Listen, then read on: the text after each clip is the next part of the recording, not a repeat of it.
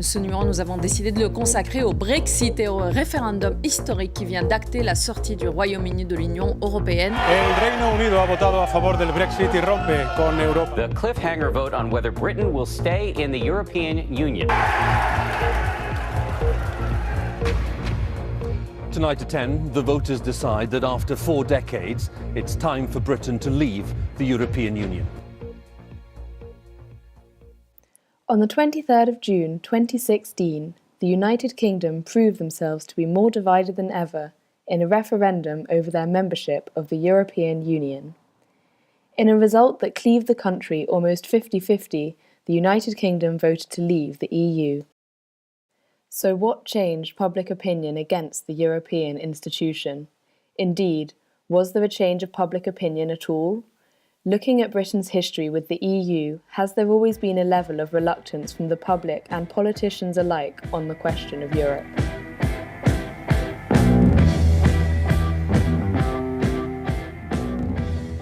From the end of World War II to the present day, how have British attitudes towards Europe changed?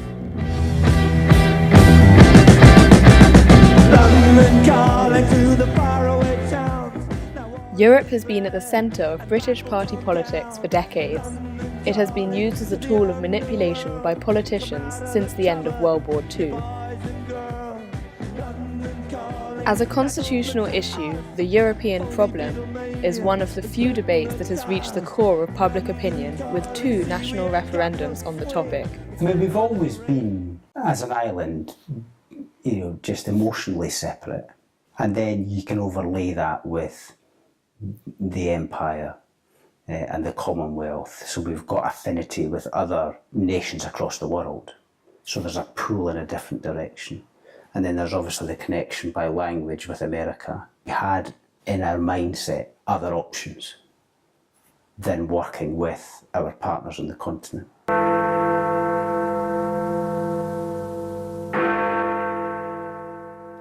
Britain's problem was her disinterest in a political union with Europe that could lessen their relationship with the US, the Commonwealth, and what remained of the Empire.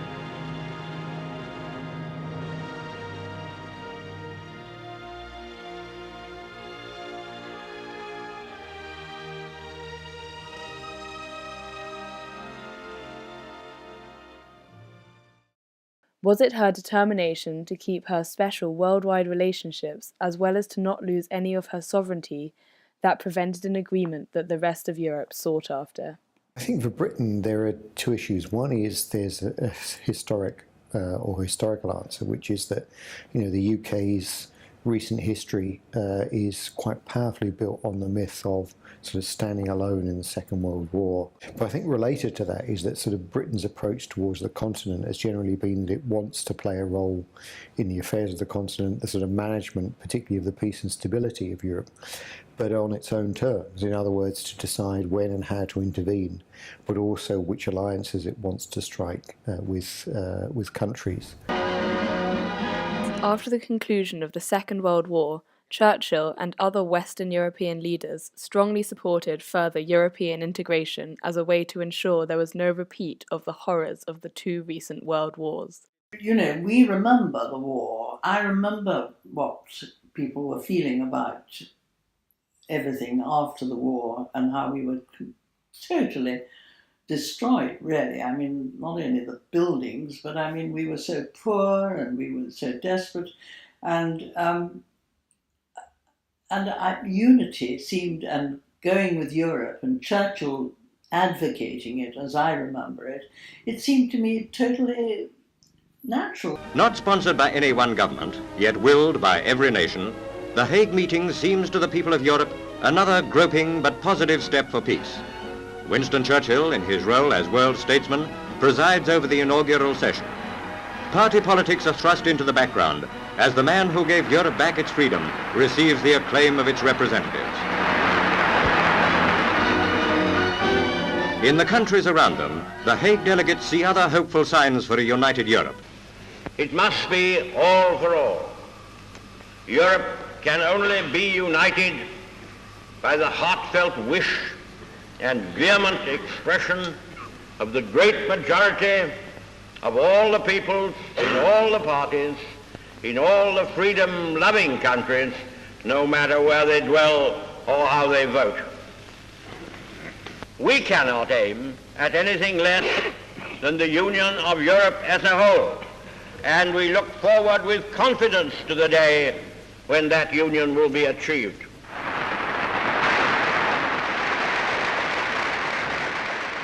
However, once the Conservatives came back into power in 1951, the British stance on Europe remained as inconclusive as before. Europe continued to struggle to find an agreement that suited Britain, France, and Germany. While Churchill advocated Europe uniting, he was apprehensive to the stronger union desired by France Monsieur and Schumann's Germany. immediate aim is to thin out economic boundaries between nations, and the latest plan for overall control of the project by an international assembly of MPs may well herald the dawn of a brighter future. Sponsors of the idea think this will be so, in particular Jean Monnet. But Britain, notable absentee, has not yet made up her mind. Her absence begs the question, can the Schuman plan possibly succeed? It's not quite true that Britain wasn't engaged. I mean, first of all, Britain was hugely engaged with the structures of post-war Europe. We were the founder of NATO, we were the founder, arguably, of the Council of Europe, we were heavily engaged in European diplomacy, we were making a massive, literal investment in the defence of Europe through the British Army on the Rhine. When this proposal was put forward for a nucleus new European state, first in the Treaty of Paris and then in the Treaty of Rome, we tried to argue for a broader, wider free trade area. And arguing that case only served to spur the other 6 countries into pushing ahead faster, because they didn't want Britain to get in and dilute it. So in 1951, the Treaty of Paris was signed, forming the European coal and steel community, with the noticeable exception of the UK. In 1957, this agreement of the 6 became an economic community with the signing of the Treaty of Rome, still without Great Britain.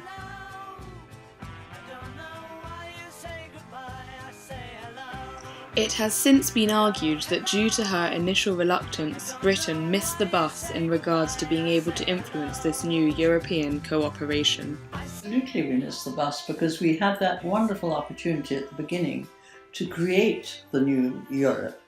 And our voice was a strong voice. We had a lot of moral authority. We'd had a lot to do with Nuremberg, the Universal Declaration of Human Rights, the moral codes that were set up at Nuremberg.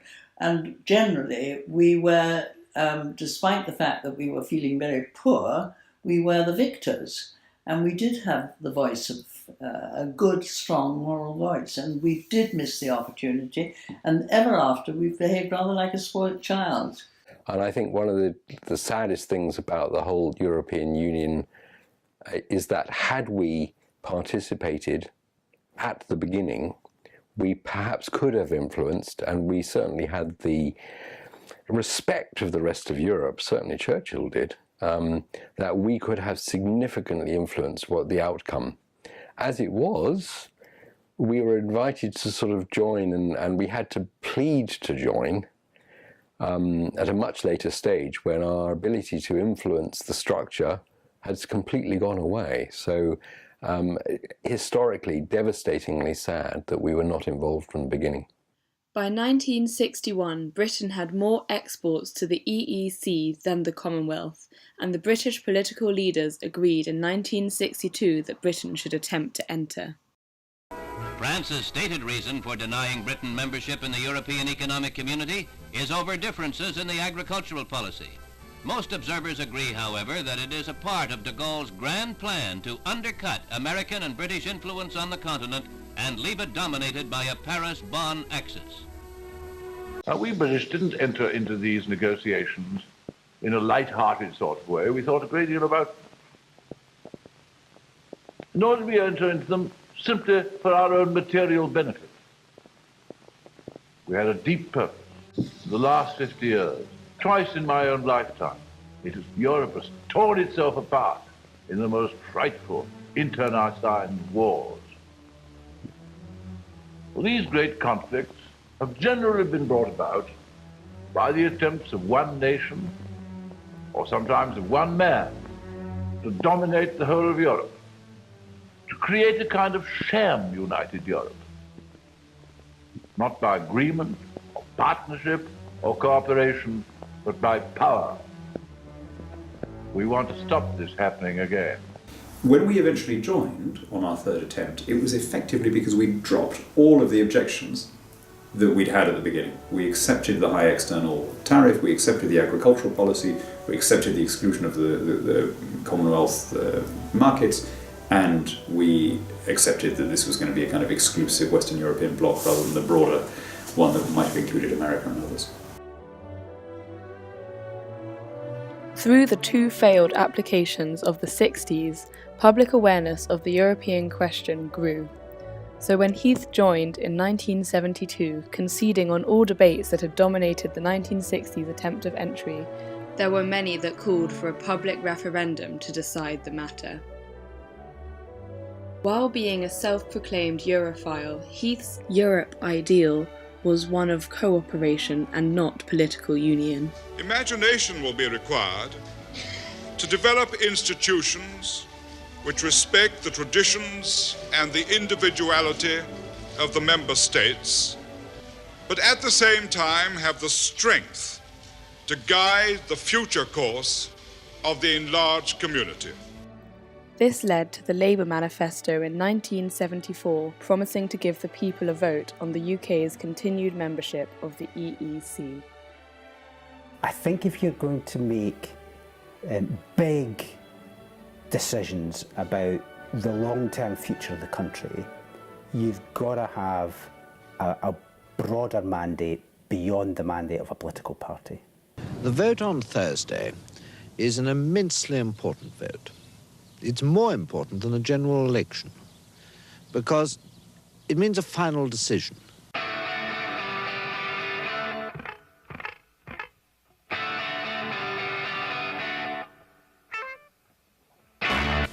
We have nothing to gain by voting no. We would be turning our back on our history, our tradition, our greatness, which has always been based on an outward-looking view, an internationalist view. We shall try to explain to you why we think that this country of ours and everybody in it will be better off if we vote no. But it's not only a question of prosperity, it's a question of peace and security. The government believes very firmly that the security of Europe and the growing unity among its peoples can be better helped if we are part of the common market community. The market we should look towards is the world market, which is far bigger, which is far more likely to take our manufactured goods, which is far better able to supply our food and raw materials than high-cost Europe. I think it's absolutely vital that everyone should turn out in this referendum and vote yes, so that the question is over once and for all. We are really in Europe and ready to go ahead. I cannot believe that we shall not win on Independence Day a huge vote for British withdrawal. These indecisions bugging me. If you don't want me, set me free. Exactly whom If by chance we were to say no on Thursday, we couldn't chop and change again quickly. Europe would then have to go its road, and we would have to go our road. The topics of debate in the 1975 referendum were very similar to those in 2016, and like 2016, the divisions went across party lines. In a sense that we must give up some of our political liberty in order to enjoy some this... of our political sovereignty, which is a quite different matter. Sovereignty Pool our is, sovereignty. well, no question of giving up liberty at all. And well, please give up the liberty. All the major parties had pledged their support to the Yes campaign and had significant financial backing. However, they allowed their members to campaign for No. Tony Benn and Enoch Powell were two of these, both of whom the newspapers united in attacking. The No campaign's main arguments were those of sovereignty and democratic deficit, while the Yes campaign feared a loss of investment in British companies as well as wanting to be part of a world economic group. From your constituency. And every time they've had the power to dismiss me or to re-elect me, and because of that I've had to listen to them.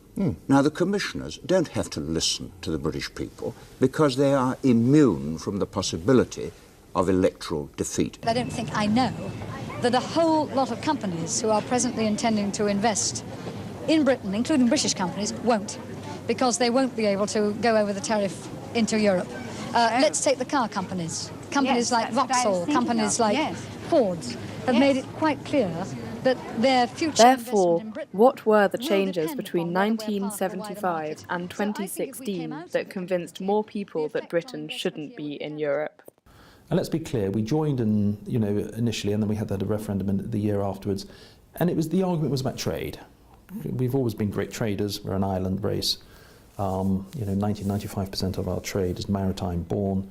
And it was essentially an argument about that, saying, look, there are benefits on the trade front. But you look at what's happened since, and the EU has taken on much more of a political tone. Many of those who were in the Out campaign in 1975 feared the desire of the EEC to grow and become a federal union and therefore take away from British sovereignty. This was something that Leavers in 2016 argued had happened with the Treaty of Maastricht. The big change was the Maastricht Treaty in 1992.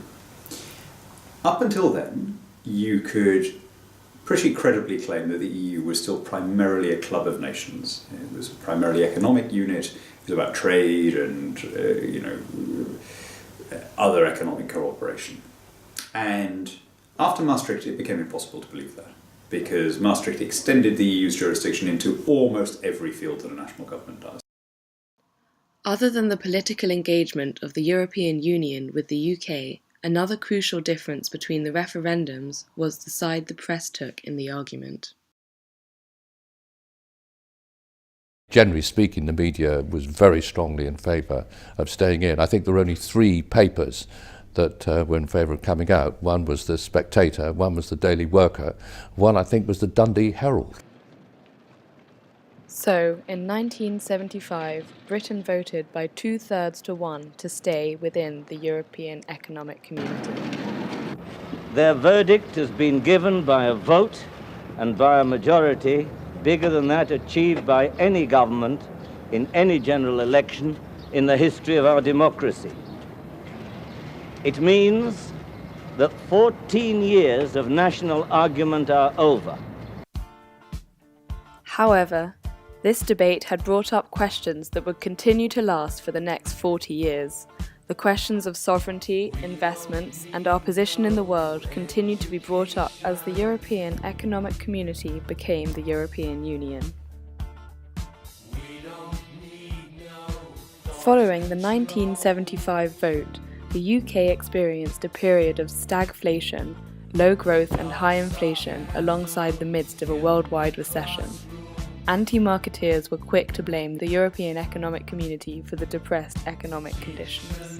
But between 1979 and 1984, for example, after receiving all the grants back, we paid a net contribution of £3,000 million. It costs a lot of money to be in the common market. And the deficit that we have in manufacturing trade, the things we're supposed to do very well in, is totaling in 1983 £8,000 million. We're getting a very bad deal out of the common market. Under Margaret Thatcher, who came into power in 1979, Britain seemed to become more openly sceptical about the European project. I have to dig my heels in. What Britain is being asked to contribute is unjust, inequitable and unacceptable and totally unfair to the British people. Thatcher was vigorously anti it, yet she also had enough sense, I think, to know that it was necessary and that we somehow, but she was going to make life difficult all the time. But as I say, I think she also felt that we had to live with it, whilst always stating our case very strongly. As she fought for more rebates for Britain in her first years of office, the British people's attitudes towards Europe also took a turn. This directive comes from Brussels, saying that all EEC members must conform to some niggling European word processing standards. They will have to agree to the plans of masses of European word processing committees at the forthcoming European Word Processing Conference in Brussels. Well, say something. Yes, Minister. Quite so. Is that all you want to say? Well, Minister, I'm afraid that is the penalty we have to pay for trying to pretend that we're Europeans. Believe me, I fully understand your hostility to Europe. I'm not like you, Humphrey. I'm pro-Europe. I'm just anti-Brussels. Thatcher's European attitudes were described by Christopher Soames, a member of her cabinet, as an agnostic who continues to go to church, and these views influenced the general public. So it could be that we're an island and because of that we have an insular attitude, or perhaps we're just short-sighted and thoroughly stubborn in clinging on to all that is British. Let me first of all go to a Brit. Can you think that you would be British second or European first? What about you, madam? As far as I'm concerned, we should call this show No EEC Please, We're British. I think that sums it all up. I was British born and bred, and I'm proud of this country, and I think we could do well on our own. We don't need to be in the EEC. We don't. Why should we stick at the common market? Why should we be members of the common market for this, quote, Europe? And I mean, this is part of the propaganda. You're an MEP. What are you saying? Why should we be? Well, because I stood on the Labour Party programme very clearly in criticism of the common market, and I believe that we should withdraw from the common market because I think it's economically done us damage. We have not successfully rolled back the frontiers of the state in Britain, only to see them reimposed at a European level, with the European superstate exercising a new dominance from Brussels. Certainly we want to see Europe more united and with a greater sense of common purpose. But it must be in a way which preserves the different traditions, parliamentary powers and sense of national pride in one's own country. This speech in Bruges in 1988 expressed her increased hesitancy towards Brussels and the European community. So of course we are differing. Of course the chairman or the president of the Commission, Mr. Delors, said at press conference the other day that he wanted the European Parliament to be the democratic body of the community, he wanted the Commission to be the executive, and he wanted the Council of Ministers to be the Senate. No, no, no. While many supported Thatcher's defiance to Europe, many in her cabinet didn't. And when Geoffrey Howe resigned in November 1990, condemning her European policies, it was the beginning of the end of Britain's relationship with Europe. 2 weeks ago, our entry into the exchange rate mechanism can indeed be seen as an extra discipline for keeping down inflation. But it must be said that this important practical conclusion has only been achieved at the cost of substantial damage to her own administration, and more serious still, to its inflation achievement. For as my right honourable friend, the member for Blaby, has explained, the real tragedy is that we did not join the exchange rate mechanism at least 5 years ago. Shortly after this, Margaret Thatcher announced her resignation and John Major was chosen as the next Conservative leader. By this time, the European question had exhausted the nation. Here we are at Westminster for the most important debate on national sovereignty to come before this Parliament in 500 years. It's the issue which has brought about the resignation of the PM, and the big question that always comes up when Europe is discussed. Can anyone actually stay awake? Having joined the exchange rates mechanism and sorted out the problem of the... Say what I mean!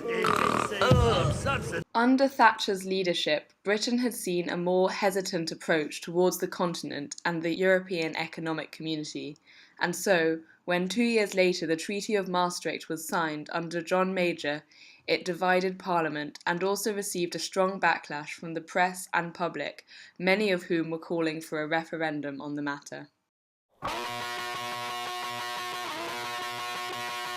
The government was this evening defeated in a Commons vote on an amendment to the Maastricht Bill. The vote means yet further delay to the treaty's ratification. What we're saying to the government is there's more of this in store unless they look for a solution, and there is a solution. All we want is a referendum to let the people decide. The argument in favour of a referendum seems to be gaining momentum. Now, at the weekend, the historian of the party, Lord Blake, said that he felt this would settle it once and for all. Don't you think that the time has now come for that? But settle it once for all? People are still arguing about our membership of the community. People look like Nigel Spearing, like Tony Benn in the House of Commons. The referendum of 75 didn't settle that for them. No, a referendum is a contradiction in a parliamentary democracy. We are elected to do the job. The rebels claim they are more representative of feeling in the country than the government is. Year marked the first of British politicians openly rebelling to European integration, and these feelings of malaise continued to grow steadily more popular as the 1990s went on. We need to be very robust against the conditions for the single currency. The single currency will lead to enormous cuts in public expenditure in Britain and a very rapid rise in unemployment. Now, he appeared to make some tilt in that direction. The other one is a concern about democracy in Europe. We have a European bureaucracy totally unaccountable to anybody. Good evening. After months of debate and division, the government has finally ratified the Maastricht Treaty. The Maastricht Treaty created the political structures of the EU that we know today. Despite being central in the negotiations, Major negotiated 2 clauses Britain could opt out of. Thereby, Britain remained an awkward partner of Europe. For Europe is not always comfortable for the United Kingdom. Our history is different from our partners, and so, often, are our instincts in particular circumstances. Of course, we have more in common than divides us, but we in this country are instinctive free traders. Not all of our partners share those instincts.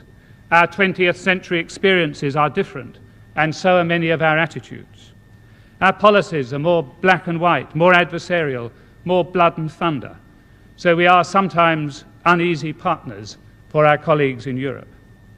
Often Britain is the grit in the European oyster.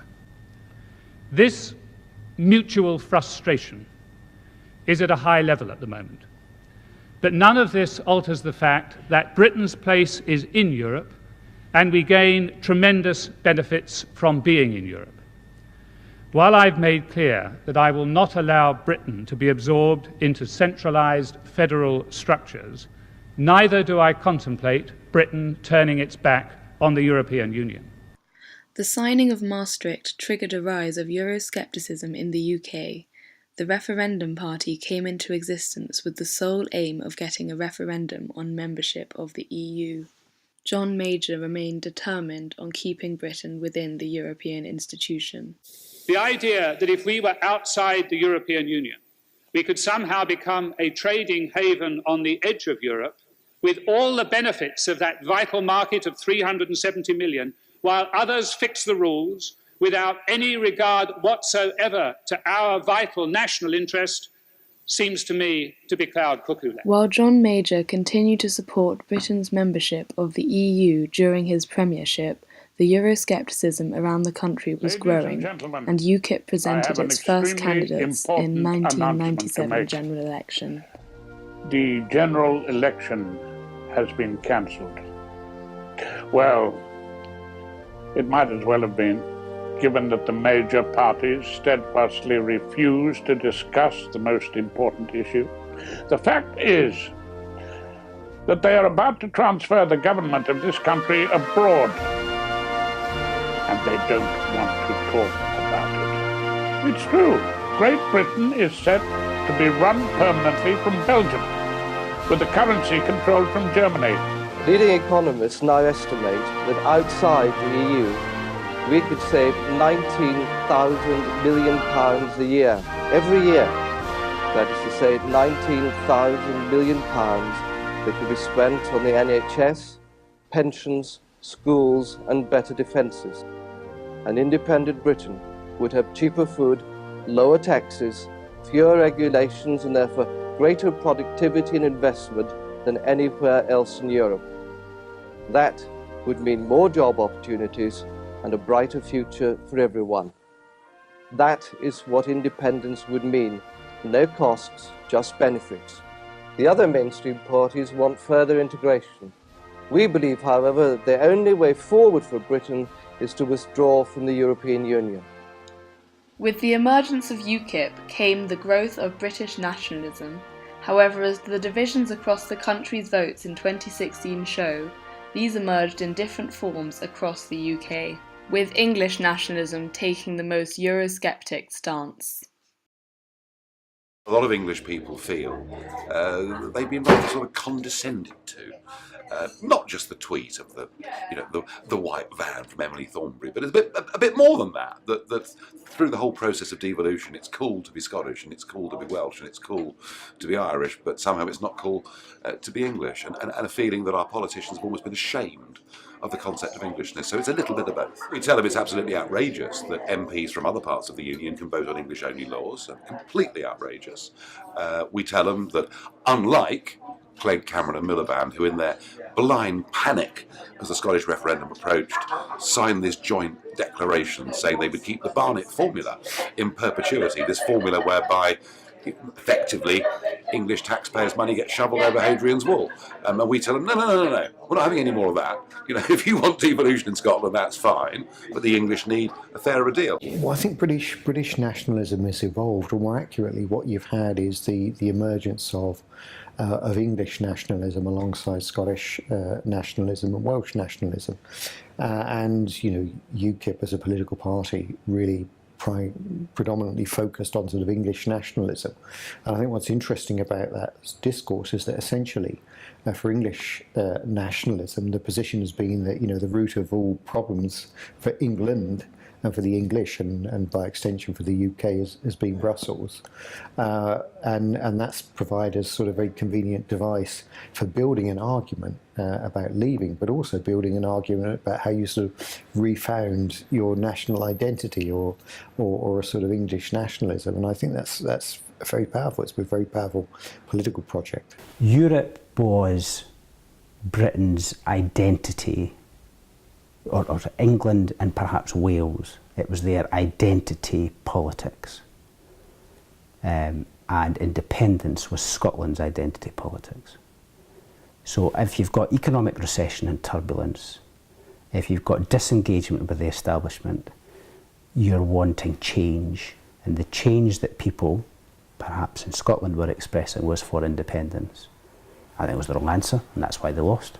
But the change in the kind of the populist case that was put forward by the Brexiteers in England and in Wales, therefore became a national identity issue, and that's why Brexit was doing so well on that front. So it was almost a kick against the establishment based around identity politics. Whilst Tony Blair, who came into power in 1997, has been described as the most pro-European Prime Minister since Heath, New Labour were also very aware of the rising popularity of UKIP, resulting in, once again, a confused European policy, neither fully embracing it nor fully rejecting it. And what we need is strong leadership in Europe, not the weak leadership that we've had in the past few years. Now, I believe that it is in Britain's interest to remain part of the common market. I think if we pull out of that, it will be a disaster for British jobs and British industry. 60% of our trade is with the rest of Europe. But we should start leading in Europe. We should start setting the agenda in Europe, making the alliances that could ensure that Britain is taken seriously in Europe again. We are not going to go into a single currency at all unless it is in Britain's national economic interests, unless it's the best thing for Britain. But what we want is a government that can make that judgment properly according to the national economic interest, not according to whether it's, today it's the sort of Redwood Portillo faction that's got the upper hand or tomorrow the Clark Heseltine faction. You can't run a government like that. And we have made it quite clear if there's any question of the single currency in the next Parliament, there will be a referendum of the people anyway, and there's what I've called a triple lock in this situation. The Cabinet's got to agree, the Parliament's got to agree, and the people have got to agree. It is our destiny to lead in Europe, and Europe needs us, for we have a vision of Europe. We want a people's Europe, free trade, industrial strength, high levels of employment and social justice, a democratic Europe. And against that vision is the bureaucrats' Europe, the Europe of thwarting open trade, unnecessary rules and regulations, The Europe of the common agricultural policy and the endless committees leading nowhere. But we cannot shape that Europe unless we matter in Europe. I know there will be a hard choice to come over a single currency. And our policy, based as it is on the British national interest, remains unchanged. But in or out, we will be affected by it. And we must remain able to influence the way that it works. Promises for a British referendum on Europe had occurred since Tony Blair's government, and demands for it heightened with Gordon Brown's signing of the Lisbon Treaty. So the next Conservative manifesto in 2015 will ask for a mandate from the British people for a Conservative government to negotiate a new settlement with our European partners in the next Parliament. It will be a relationship with the single market at its heart. And when we have negotiated that new settlement, we will give the British people a referendum with a very simple in or out choice: to stay in the European Union on these new terms or to come out altogether. With the future promise of a referendum, UKIP popularity continued to rise, particularly in European elections. To prevent this, 114 Conservative backbenchers, of which John Barron was one, wrote to Cameron demanding a referendum. We fought hard to get that referendum because we felt that, there was an element of, there was a risk, as far as I was concerned, that UKIP were going to make too much ground. I think that if we didn't address the issue, didn't give the people a choice, I think they might have turned to UKIP a little bit more. They weren't powerful in Parliament, but I think it was right that we had that referendum now, because I think the central point is that this organisation called the EU has changed so fundamentally over the last 50 years. Being a member of Europe was never truly embraced by British policymakers. Politicians through the years have used Europe as a scapegoat for the internal problems of the country. In doing this, the tide was able to grow against Europe, and the result of 2016 was able to happen. Basically, people have had poison dripped in their ears for decades about the European Union and how bad it is. And Europe's never been able to answer back effectively, partly because of the language barrier, but also because there's nobody really there working on the detail, rebutting every single claim that's made about it. And British politicians have found it far too easy to say it's somebody over there that's caused this problem, and if only we could sort it. Even those who are in favour of Europe have done that. We've done it. And it's actually resulted in this day where people have said, well, I believe all the stuff I've been told over the last 40 years, and therefore we should be leaving. It's because we haven't stood up for the European Union throughout that time. And when you're going into something, and it's be relatively new for Britain, and it seems just like a simple trade economic agreement, then people say, well, if it's going to be good for the country, at a time where there was quite a lot of economic turbulence, there was a lot of strikes at that point. They had a long period of wealth before that, but then there was a lot of industrial disputes and industrial action at that time. And perhaps people thought that this is a way to break some of that the economic consequences of that. The EU, in effect, made the move from being a sort of international organisation or regional organisation to one that increasingly uses the language that we associate with domestic politics, like using words like citizenship and so on. That the institutions and the political processes haven't really kept up with that aspiration, and that's why we've got this idea of sort of democratic deficit. The public's and sort of public attitudes towards European integration really demonstrate that there is anxiety and there is concern, and that's reflective, I think, of a sort of failure really to build a sort of workable European polity, which may be an impossible project. The attitudes of whether or not Britain should be in Europe have evolved as the EU has developed. However, the hesitancy of committing to a European project has remained throughout. From Margaret Thatcher onwards, politicians have expressed their suspicions towards Europe more freely, and through this, public opinion has become increasingly frustrated. Britain never embraced Europe, and feelings of malaise towards it were allowed to grow. And by 2016, Britain's geography, history, and culture came to be seen as incompatible with that of Europe.